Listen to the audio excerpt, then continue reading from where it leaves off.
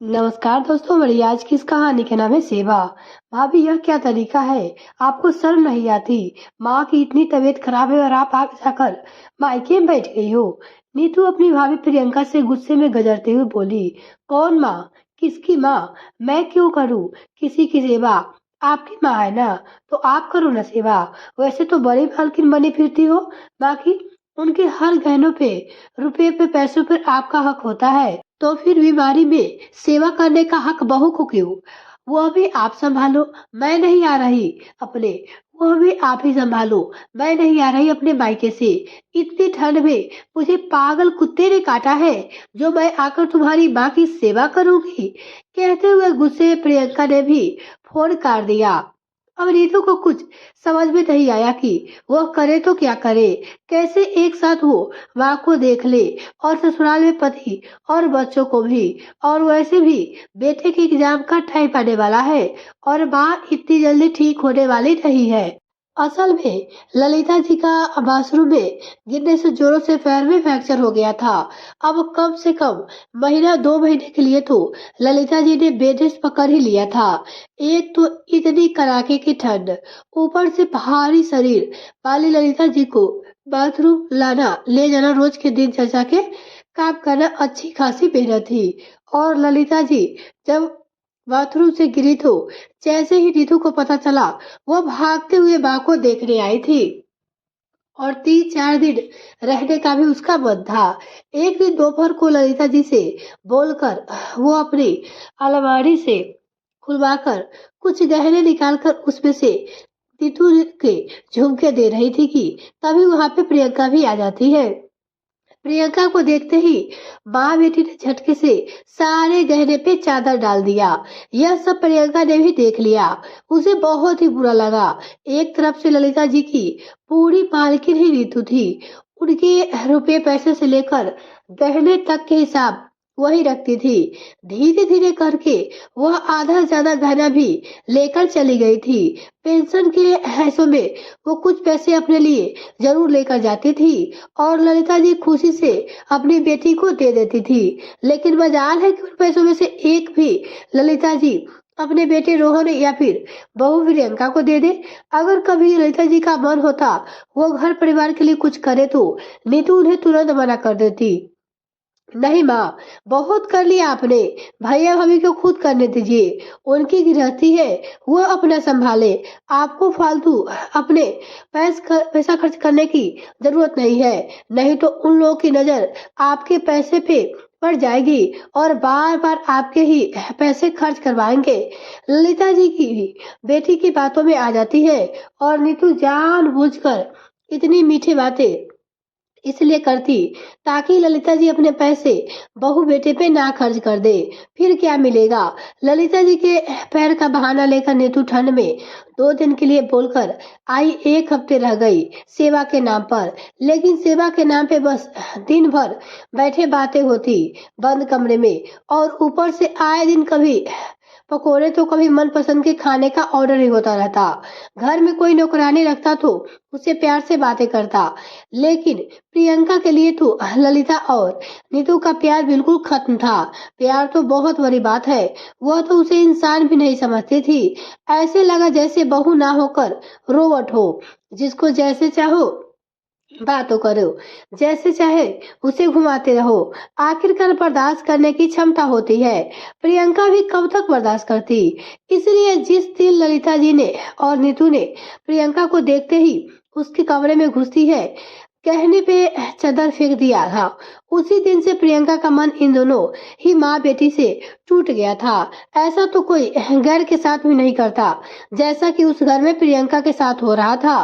प्रियंका को यह बातें दिल पे लग गई थी। वो उल्टे पांव वापस चली आई थी। आज तक उसे अपनी इतनी बेइज्जती महसूस नहीं हुई थी जितनी की आज हुई है। शाम को जैसे ही नीतू ने एक तब हफ्ते रुकने के बाद अपनी माँ से कहा, माँ अब मैं कल चली जाऊंगी, 2 दिन बाद फिर आऊंगी। अपनी माँ से बोली, आप चिंता मत करना, अपना ध्यान रखना, मैं आती रहूंगी। इतना सुनते ही जाने प्रियंका के दिमाग में क्या आया। उसने तुरंत ही अपनी बैग पैक किया और ललिता जी के पास जाकर बोली, माँ जी, मैं एक दिन के लिए अपने मायके जा रही हूँ क्योंकि मेरी माँ की तबीयत खराब है। कल तक मैं दीदी के जाने से पहले आ जाऊंगी। बस उस समय तो ललिता जी ने कुछ नहीं कहा क्योंकि उन्हें पूरा विश्वास था कि प्रियंका आ जाएगी।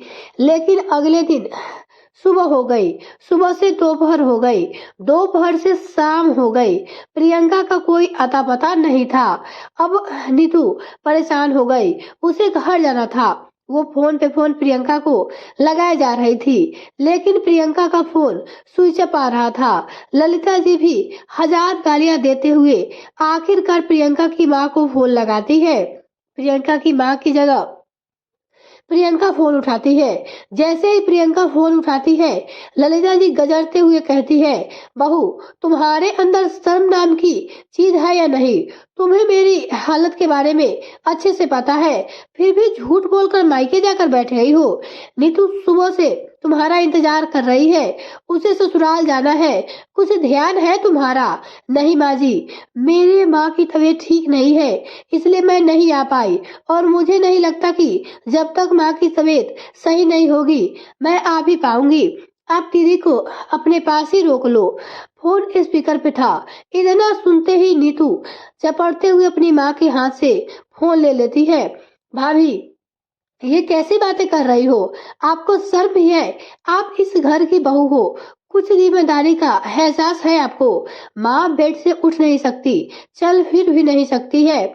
इस समय उसे आपकी जरूरत है और आप बहाना करके जाकर मायके बैठ गई हो। ऐसी बहू होती है। नीतू की बात सुन बहन में मुस्कुराते हुए बोली, प्रियंका, दीदी कौन सी माँ? किसकी माँ? कैसी माँ? वह आपकी माँ है, मेरी नहीं। अरे बहू तो बहुत दूर की बात है, उन्होंने तो मुझे कभी घर की सदस्य भी नहीं समझा। उनके लिए तो सब कुछ आप ही हो ना, और आपके लिए सब कुछ आपकी माँ। मैं क्या करूं? मेरी क्या औकात है उस घर में? और एक नौकर के बराबर भी। मुझे घर के कामों से मतलब था। झाड़ू लगाओ, पोछा लगाओ, बर्तन धो और कपड़ों धो, टाइम पे सबको चाय पानी नाश्ता दे दूं। इससे ज्यादा मुझसे क्या उम्मीद की जाती है?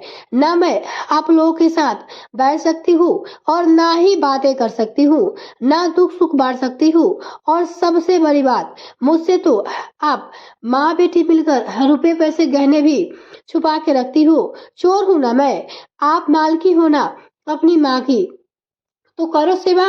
पैसे लेने के लिए आप हो, गहने लेने के लिए आप हो और मालिकाना हक जताने के लिए भी आप हो। तो फिर सेवा करने के लिए मैं क्यों? ठेका लेकर रखा है मैंने, नौकर हूँ मैं फ्री की। जब सब कुछ आप ही ले रही हो तो सेवा भी ले जाकर करो, मुझे नहीं करनी सेवा। कहते हुए प्रियंका ने फिर से फोन काट दिया। प्रियंका की बातें सुनकर माँ बेटी के तन बदन में आग लग गई थी। ललिता जी तो जल्द से शाम होने का इंतजार कर रही थी कि कब शाम हो और कब उनका बेटा घर आए, फिर वह बात करती। शाम को जैसे ही रोहन घर पे आता है, माँ बेटी अंगारे की तरह दहाड़ती हुई बैठी थी। रोहन को देखते ही ललिता जी बोली, बेटा बहुत अच्छा सिला दिया है तेरी बीबी ने। ऐसी हालत में मुझे छोड़कर चली गई है ना, मैं पूरी जिंदगी भूल नहीं पाऊंगी। क्या हुआ माँ? माँ का गुस्सा देख हैरानी से बोला रोहन, क्या हुआ भैया? आपको पता भी है भाभी ने क्या किया है? ऐसी हालत में वो मायके जाकर बैठ गई है। ऐसी होती है घर की जिम्मेदारी, बीवी के गुलाम। आप भला क्यों अपनी पत्नी को बुलाओगी? गुस्से में नीतू ने रोहन को भी नहीं छोड़ा। बहन की बातें सुन रोहन गुस्से में आ गया। सही कहा नीतू तुमने, हूँ मैं बीवी का गुलाम। नहीं बुलाऊंगा उसे यहाँ पे। क्यों बुलाऊं? यहाँ पे काम करने के लिए। और हे, कौन इस घर की वो? एक नौकर ही है ना, तो नौकर छुट्टी पे गया है, नहीं आएगी। मेरी पत्नी इस घर की नौकर नहीं है। और वैसे भी तुम्हें उसे मतलब ही क्या है? तुम्हें तो माँ से मतलब है ना, तो करो माँ की सेवा। और माँ तुम्हें तो बेटी के आगे कभी बेटे बहू दिखे नहीं। बेटी के ऊपर तुमने रुपए पैसे गहने सब कुछ लुटा दिए। तुम्हारा तो भरोसा भी नहीं है। बेटी के मुंह में तुम कुछ भी कर सकती हो। माँ, आप दोनों अच्छे से सुन लो। मैं 1-2 दिन के अंदर ही यहाँ से प्रियंका को लेकर चला जाऊंगा। मैंने अपना ट्रांसफर कहीं और करवा लिया है इस शहर से, क्योंकि आपको तो वैसे भी हम दोनों से मतलब नहीं है। नीतू के आगे आपने हमें छोड़ ही रखा है, इसलिए मैं और प्रियंका ही चले जाते हैं यहाँ से। फिर आप आराम से अपनी बेटी नीतू के साथ रहिएगा। इतना सुनते ही नीतू डर गई। अरे नहीं नहीं भैया, माँ इन्हें रोको, ऐसा कैसे हो सकता है? मैं अपने परिवार छोड़कर यहाँ नहीं रह सकती। मेरा बेटा भी है, पति भी है। मैं उन्हें देखूंगी कि तुम्हें देखूंगी? लेकिन रोहन ने नीतू की बात ही नहीं सुनी और चला गया। और अब नीतू परेशान हो गई, क्या करे? माँ को अकेला छोड़कर भी कैसे जाए? जब उसे कुछ भी समझ नहीं आया तो इसलिए ललिता जी से कहा, माँ 1-2 महीने की बात है, फिर जो आप ठीक हो जाएंगे। तब तक के लिए मैं एक काम करती हूँ, आपके लिए एक काम वाली रख देती हूँ। वह आपकी सेवा भी करेगी और आपको टाइम टाइम पे खाना पानी भी देगी, और बीच बीच में मैं आ जाती रहूंगी। माँ, मैं ऐसे अकेले पति और बेटे को छोड़कर आपके साथ नहीं रह सकती। मेरी गृहस्थी बर्बाद हो जाएगी। कहते हुए एक काम वाली लगाकर नीतू भी अपने ससुराल चली गई। अब ललिता जी बिल्कुल अकेले थी। काम वाली उनके साथ बैठकर बातें तो नहीं करती, लेकिन अब ना ही ललिता जी के पास बेटी थी और ना ही बहू। खाना पानी उनका सारा काम कर देती। बाकी इतने बड़े घर में ललिता जी अकेले रह गई थी। ना कोई बोलने वाला था और ना ही बातें करने वाला। ललिता जी का दिन काटना मुश्किल हो गया था। ना रात में नींद थी और ना ही दिन में चैन। और बेटी को फोन करती तो नीतू 2-4 बातें करके फोन रख देती, यह कहते हुए कि अभी घर का काम कर रही है। और ऊपर से नीतू का आना भी कम हो गया था, क्योंकि उसे पता था कि अगर इस समय वह माँ के पास गई तो उसे भी काम ही करना पड़ेगा। बेटे बहू से तो ललिता जी की बात बनती थी, ऊपर से बेटी ने भी बात करना कम कर दिया था, इस डर से कहीं माँ बुलाने न लगे। ललिता जी दिन पे दिन ठीक होने की बजाय अब परेशान रहने लगी। यह परेशानी धीरे धीरे उनके सर दर्द का कारण बन गई। बीमार सी रहने लगी वो। आखिरकार सोचने के लिए मजबूर हो गई ललिता जी की। आखिर प्रियंका चाहे जैसी भी थी, इस घर में थी तो रौनक, घर घर लगता था। बेटे बहू के रहने से घर में चहल पहल थी। सब कुछ सही था तो बेटी भी अपनी ही थी। आज बेटी के चक्कर में सब बर्बाद हो गया, और ऐसी हालत में भी उनकी बेटी ने उन्हें अकेला छोड़ दिया है। बहू रहती चाहे जैस कैसी भी रहती, कम से कम साथ तो रहती। ऐसे अकेले तो नहीं छोड़ती, चाहे 2 गालियां ही देती, सेवा तो करती, कम से कम घर पे तो रहती। वह ऐसे अकेले नहीं रहती। अभी तो मुश्किल से 10-15 ही निकले थे तो ललिता जी का यह हालत ही समय आने वाले सालों के बारे में सोच ललिता जी कांप कर रह गई। आज उन्हें बेटी की जगह अपनी बहू का पलड़ा भारी देखा।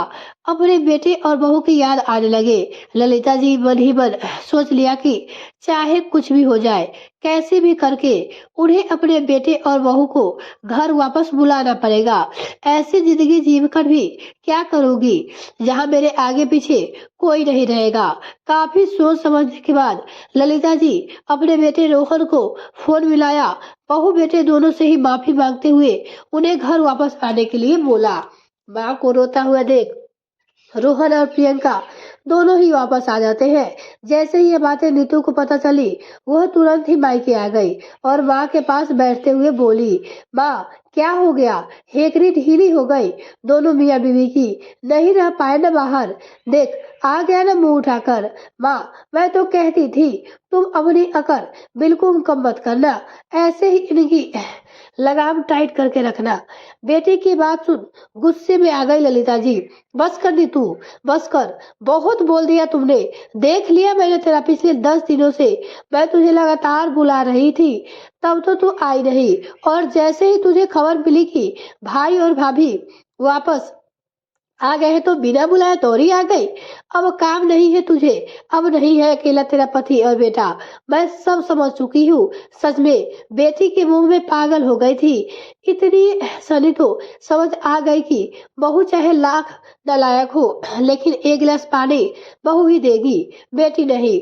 और बेटा, तुझे मेरी फिक्र करने की जरूरत नहीं है। तू जा अपने पति और अपने ससुराल को ही देख। मेरे साथ मेरी बहू है और वह मुझे देख लेगी। माँ की बातें सुन नीतू का मुंह देखते ही बना।